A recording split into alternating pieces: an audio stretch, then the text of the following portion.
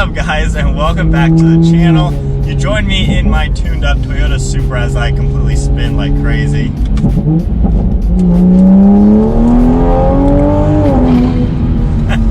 Wow. Anyway, so today's video, I've owned this for 1 year. I have no clue how that time has snuck off on me like that. September 17th is when I bought this car. It's a few days later, of course, but I saw on Facebook 1 year ago today, buying the car. I cannot believe it's already been a whole year. As of right now, I have 5,760 miles on this car. So not too bad for being that I work from home half the time and I don't really have a daily drive like most people.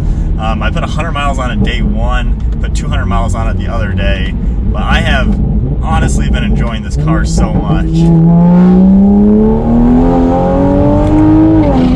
Man, we're losing traction a little bit. It is 62 degrees out.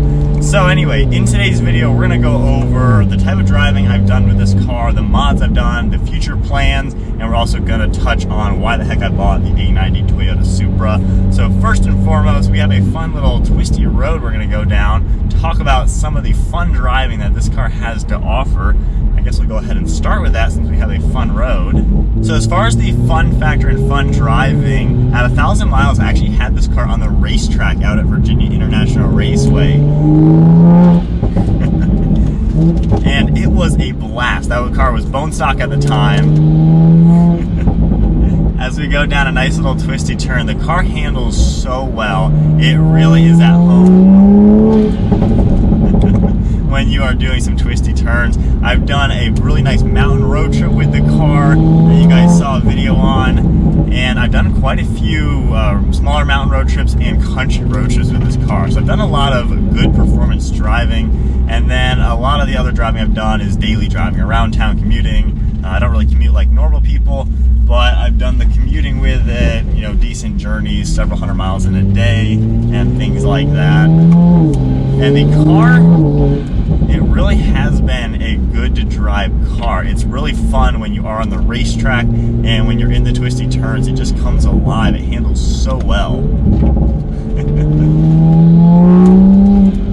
Man, very easy and fun to control. So how is the Supra as a daily? Honestly, this has been a fantastic daily. It's really comfortable and smooth. The suspension absorbs the bumps in normal mode. The seats are pretty comfortable as well, and we have a lot of the technology to make this a modern, more of a luxurious car to drive. So I really enjoyed it as a daily. If we're in normal mode, automatic, everything just basic, the car drives like a BMW, you know, it drives very comfortable and normal.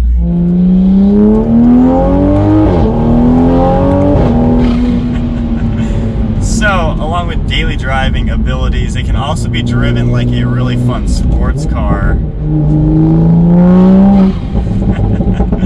Alright, anyway, we're going to start back from the beginning. We'll get to mods in a second. So why did I choose to buy the A90 Toyota Supra? So for me, the Toyota Supra as a name has always been iconic. I was born in '93, so for me, the '93 Supra always had a soft spot. Fast and Furious, of course, I grew up watching. And for me, watching Paul Walker, you know, as Brian O'Connor in the Supra was like the biggest thing ever. I have the orange model car of that thing. So for me, the Supra was always just the name. The Supra meant so much to me. It was such a cool car.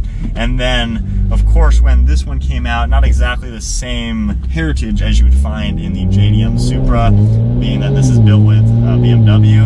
So it's not exactly the same thing, but for me, the name Toyota Supra is still pretty cool, and I wanted to be able to buy a brand new Toyota Supra. I have the window sticker for this in pristine condition, and when I'm 80 years old, you know, I'm gonna look at that and be like, that was pretty cool.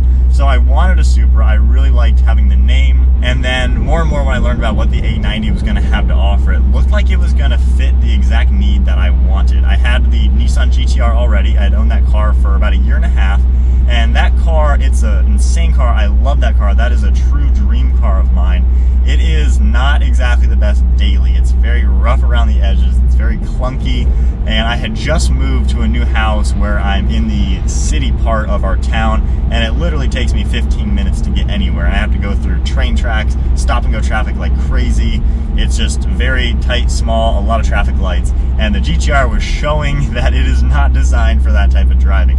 So I was really thinking that I needed a car car that was going to be normal, a normal automatic, a basic, easy to drive car, but of course something really fun. So when I saw the A90 Supra having a ZF 8-speed automatic, it was a very toned down, tame car, half the price of a brand new GT-R as well.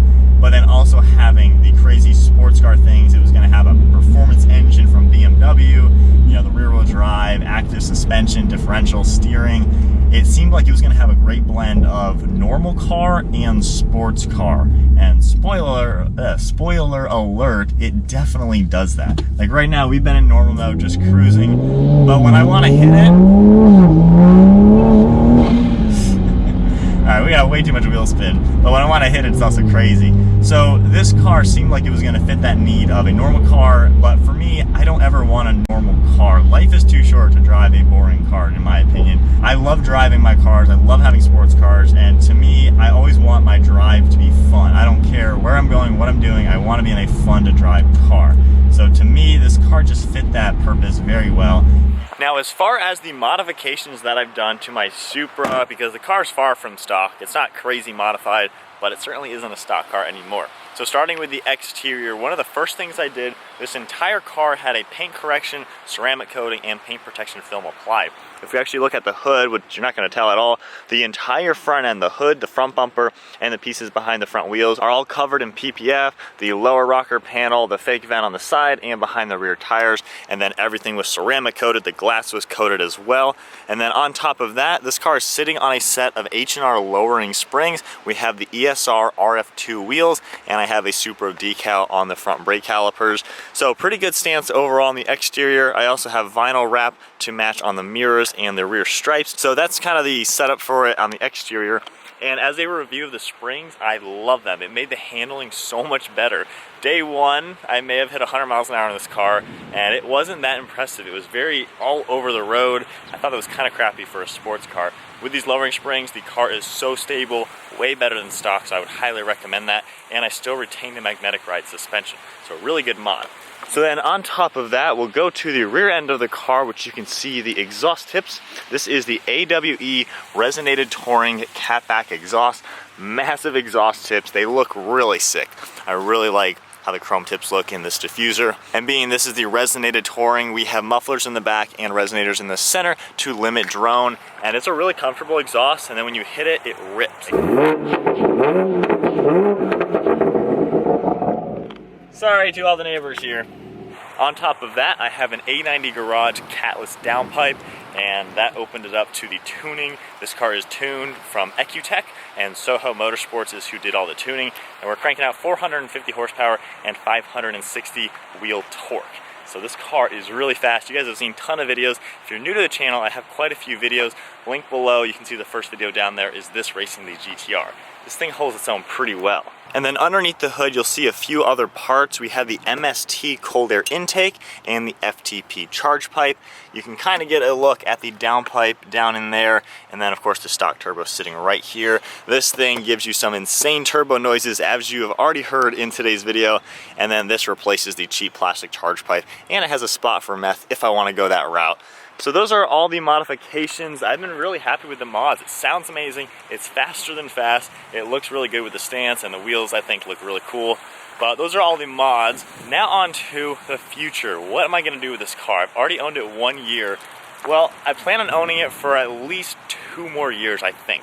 You guys saw the previous video. Am I gonna sell this and trade it in for the new 400Z from Nissan? That is still the plan. I think that's going to be the perfect car. It'll have a manual transmission, a twin turbo V6. I think that's going to be what the Supra kind of should have been. This car should have had a manual offered. I love the ZF 8-speed, don't get me wrong, and I'm very happy with this as my daily with this automatic. So I have no complaints with the automatic in this car, but I think in 2 to 3 years from now, I will want to get back into a traditional stick shift. So I think the Z will be the only replacement that I will actually want to do from the Supra. As far as future mods go, I think a bigger turbo is something I want to do. Maybe mess with an E-blend of some sort or get into the methanol injection and see how that does. And then probably do a few little tweaks here and there, change up the wheels, maybe a little bit of different vinyl or something like that. I still have a ways to go for upgrading the suspension because it could still use some better tweaks. So have a few more mods planned for it and a few other goodies, but a few other things to make it faster. I think 600 wheel horsepower is kind of the goal. I think that's going to be pretty insane. So a lot of people are going to be asking, how much does it cost to maintain and own the car? Maintenance-wise, zero. I have not spent a penny to maintain this car in 1 year. You get 2 free oil changes with a brand new Toyota. At 5,000 miles, I had the oil change done. Cost me nothing except 30 minutes of my time. So very easy to do. Obviously I didn't do it, so it was very easy. But that's it. Nothing has gone wrong. I've had no issues with it. Real quick, knock on, I believe, aluminum. That I have had no issues with the car. It's been reliable. I've seen a lot of other Supras out there and they seem to be reliable cars. I haven't heard horror stories of anything like that. Yes, it's a BMW platform and BMWs are not exactly the most reliable cars out there, but Toyota did say when they built this car that they took the engine and made sure it would fit their quality control. So I'm trusting in Toyota that they did take the engine and make sure it'll fit their requirements for what is reliable. So I'm hopeful that the car's not going to have any issues, and we've seen a lot of people build these cars crazy powerful and still nothing breaks. So I think it's a bulletproof car. We'll see, only 5,000 miles into it, not exactly high mileage, but there's people with 20 and 30,000 miles still with no issues. So far so good. I've already made insurance videos and things like that. I did get my registration in the mail. That is due in a month from now. So when I actually pay that, I'll make an update video on how much it's costing me to renew the registrations, the tax value, all that kind of stuff. But as far as maintenance goes, nothing. It's been a normal car and yet a really fun car. So my review, after 1 year of owning the Toyota Supra, I would highly recommend taking a look at the A90 Supra. You can get a leftover 2020 brand new for a really good deal, or get a good used ones, or check out the newer 2021 model year, get a little bit more horsepower with that, a little bit less usable torque, so just a slightly different driving style with that car. But nonetheless, the A90 Supra is a pretty epic car, and I would highly recommend it. So that is my 1 year update. I can't believe it's been a year. A year already, that's insane. It does not feel like a year already. But 1 year with the A90 Supra. I hope you guys have enjoyed the content over the last 365 days. Give the video a thumbs up, smash the subscribe button if you like the Supra. I'll see you guys next video.